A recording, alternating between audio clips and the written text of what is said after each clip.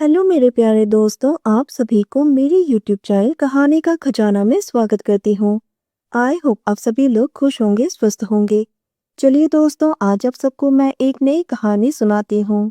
मैं एक इंजीनियर हूँ और ऑफिस ने मेरा ट्रांसफ़र केरल कर दिया। पहले कुछ दिन तक मैं पीजी में रहा, जहाँ पर मुझे बिल्कुल भी अच्छा नहीं लगा। तो मैंने एक दोस्त की मदद से एक किराए का घर देखा। उसने मुझे कहा कि घर की मालकिन बहुत ही अच्छी हैं और वो अकेली ही घर में रहती हैं।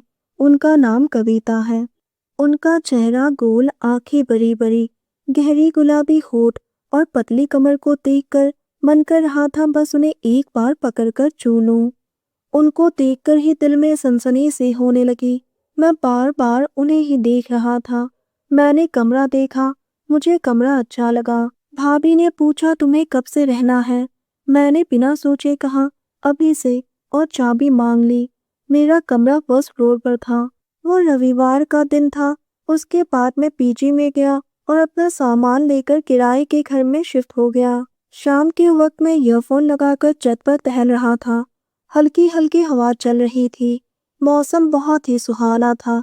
तभी पीछे से किसी ने मेरे ईयरफोन को हटा दिया।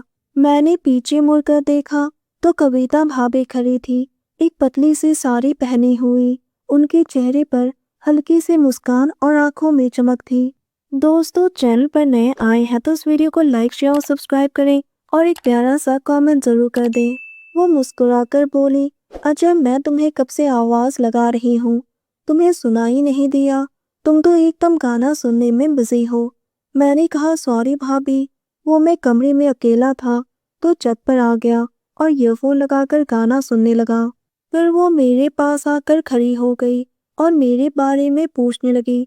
मैं थोड़ा नर्वस भी हो रहा था क्योंकि वो मेरे इतने करीब थी कि उनके बदन से निकली हुई परफ्यूम की भीनी भीनी खुशबू आ रही थी। कुछ देर के बाद उन्होंने खुद ही अपने बारे में बताया कि पति की मौत 2 साल पहले हो गई। बच्चे भी नहीं हैं। वो अकेली रहती हैं, दिन में नौकरी करती हैं और शाम को घर लौटती हैं। बातें करते करते उनकी आवाज़ भारी हो गई, आंखें भी नम हो गई। मैंने कहा, सॉरी भाभी, मुझे नहीं पता था। मैंने उनका मन बहलाने के लिए कहा, भाभी, यहाँ का मौसम बहुत ही अच्छा है। ठंडी ठंडी हवा माहौल को बहुत ही खूबसूरत बना रही थी। वो हंसकर बोली, हाँ, केरल में तो ऐसा ही रहता है। तुम यहाँ पर नए हो तो धीरे धीरे आदत हो जाएगी। चलो अब नीचे चलते हैं, मैं तुम्हें चाय पिलाती हूँ।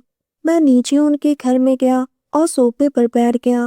वो किचन में गई, चाय बनाई और हम दोनों के लिए चाय लेकर आई। हम सोफे पर बैठकर चाय पीते हुए घंटों बातें करने लगे। वो मेरे साथ किसी दोस्त की तरह खुलकर बातें कर रही थी, हंस रही थी और मुझे भी अच्छा लग रहा था। रात के 10 बज चुके थे तो मैंने बोला, भाभी, अब मुझे जाना चाहिए। जाते वक्त भाभी बोली, अजय, तुमसे बात करके बहुत अच्छा लगा। तुम बहुत ही समझदार और सुलझे हुए लड़के हो। और हाँ, अपना नंबर तो देना। मैंने उसे अपना नंबर दिया। वो हल्की से मुस्कुराई और उसके बाद मैं अपने कमरे में आ गया। धीरे धीरे फोन पर चैटिंग और बातें शुरू हो गई। 1 महीने ऐसे ही बीत गए। उसके बाद तो हर रोज ही हम दोनों छत पर मिलने लगे। घंटों बातें करते, हंसते और कभी कभी तो चुपचाप एक दूसरे को देखते रहते थे। एक दिन आधी रात को भाभी का मैसेज आया। वो बता रही थी कि पति के जाने के बाद वो कितनी अकेली हो गई हैं और उन्हें मेरे साथ बातें करना अच्छा लगता है और वो मुझे बहुत पसंद करती हैं। क्या तुम भी मुझे चाहते हो? मैं ये सब पढ़कर हैरान रह गया। मेरा दिल जोर जोर से धड़क रहा था।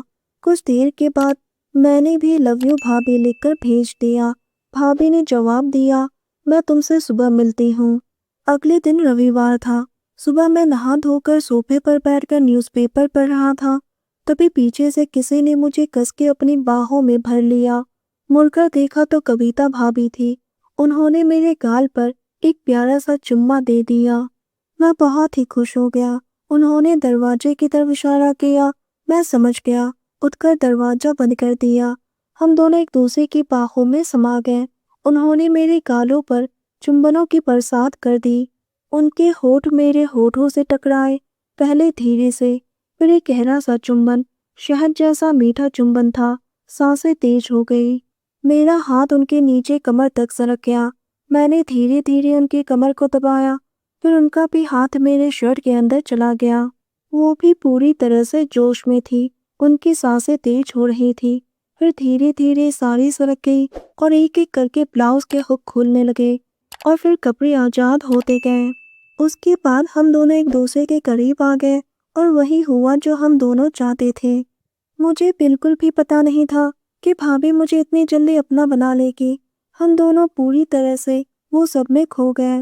वो कांप रही थी, आंखें बंद और चेहरा लाल हो गया था और हल्की हल्की कराहने की आवाज़ कमरे के माहौल को और भी खूबसूरत बना रहा था।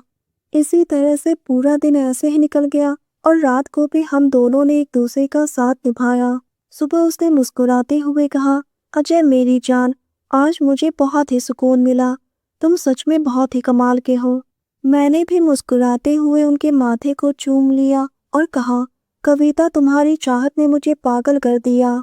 उसने हंसकर मेरे होठों पर एक आखिरी बार किस किया और दरवाज़ा खोलकर बाहर निकल गई। उस दिन के बाद से ये सिलसिला ऐसे ही चलता रहा। दोस्तों, आप सबने अपना कीमती समय निकालकर इस वीडियो को सुना, इसके लिए आप सभी को धन्यवाद कहती हूँ। धन्यवाद दोस्तों।